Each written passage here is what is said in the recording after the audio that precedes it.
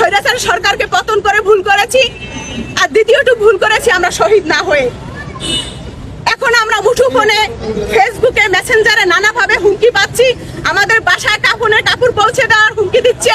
জানি আমাদের মুখ খুললে কিন্তু এই উপদেষ্টা দাবিদারি থাকবে না। আমরা জীবন বাজি রেখে আমরা স্বাধীন করেছি। বিপিন নুরুল হক নূরের রক্তের বিনিময়ে এই বিপ্লবী সরকার বসে আছে।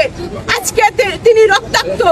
একটা কথা স্পষ্টভাবে বলতে চাই, আপনারা যারা চোখে ঠুনি পরে এখনো বসে আছেন, হাওয়া বুঝে রাজপথে নামবেন কি নামবেন না এখনো ভাবছেন, তাদেরকে বলে দিতে চাই, গতকালকে নূর রক্তাক্ত হয়েছে, আজকে আমি হব, কালকে আপনার পালা।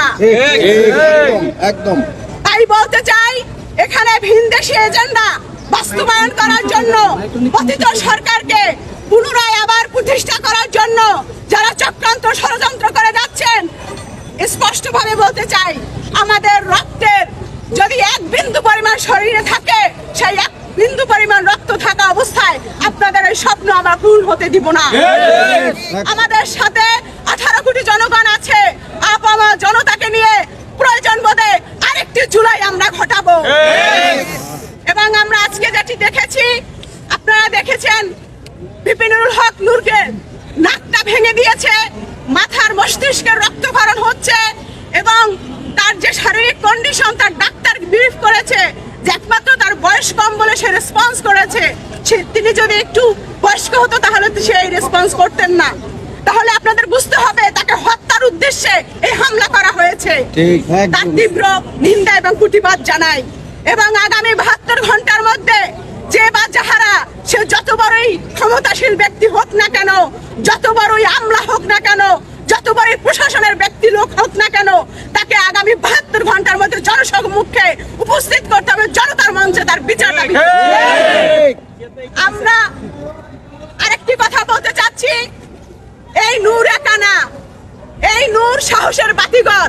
প্রতিটি বাংলার ঘরে ঘরে এক একটা করে নূর রয়েছে। আমার সাবেক দলের নেতা বিপিন নুরুল হক নূর, তার কাছ থেকে যে সাহসী উদ্যম পেয়েছি, সেই উদ্যমে বাংলাদেশ আম জনগণ পার্টিকে নেতৃত্ব দিচ্ছি। আজকে আমার পার্টির সকল নেতা কর্মীকে নিয়ে রাজপথে এসেছি। তার পরিবারের প্রতি আমরা সহমর্মিতা জানাচ্ছি, এবং সেই আন্দোলনে, এই প্রতিবাদের আন্দোলনে আমরা একত্রতা প্রকাশ করতে যাব। আমরা দুটো ভুল করেছি, যেমন হাসানাত বলেছেন, এক, আমরা স্বৈরাচার সরকারকে পতন করে ভুল করেছি, আর দ্বিতীয়টু ভুল করেছি আমরা শহীদ না হয়ে। এখন আমরা মুঠোফোনে, ফেসবুকে, মেসেঞ্জারে নানাভাবে হুমকি পাচ্ছি, আমাদের বাসায় কাপড়ের কাপড় পৌঁছে দেওয়ার হুমকি দিচ্ছে। এই অবস্থায় আমরা আছি। দেশকে বাঁচানোর জন্য জীবন বাজি রেখে দেশকে আমরা বাঁচালাম, এই রাষ্ট্র আমাকে সেই সিকিউরিটি দিচ্ছে না।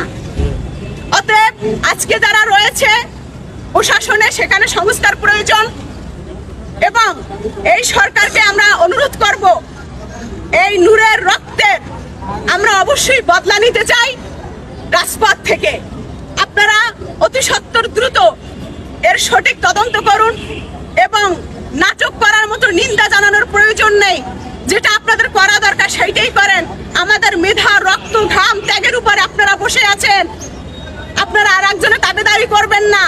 আমরা সব জানি, আমাদের মুখ খুললে কিন্তু এই উপদেষ্টা দাবিদারি থাকবে না। কথা স্পষ্ট, ক্লিয়ার। আমরা এখন পর্যন্ত মিনিস্ট্রিতে এক কাপ চা খাওয়ার জন্য আমরা যাই না। আপনারা যে কি করেন সেটা আমাদের কাছে খবর আছে। অতএব সাধু সাবধান।